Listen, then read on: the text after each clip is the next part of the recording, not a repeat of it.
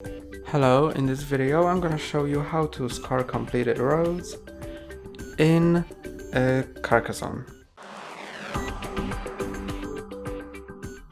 When you complete a road is completed when the road segments on both sides end in a crossing, a city segment or a cluster, or when the road forms a closed circle. There is no limit to the number of road segments which can lie between these endings, so I can create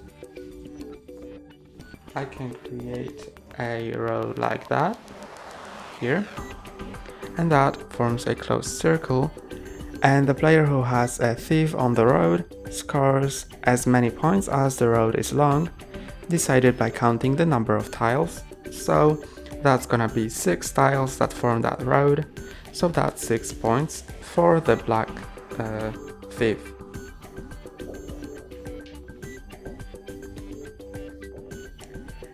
And you can also score a road that is unoccupied by any follower, and I'm gonna show you that case.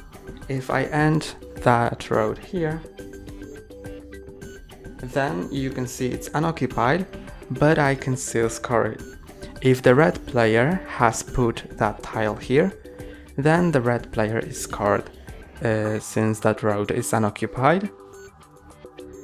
And that's gonna be 4 points because that's 2 roads that are 2 segments long.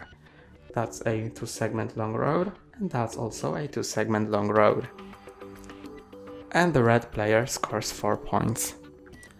After each scoring of the completed road, a follower is being returned to their owner, but only when the road, city or cluster has been completed and scored. So, since that road was completed, this follower is being returned to the player, and if there was any thief, that will be returned to the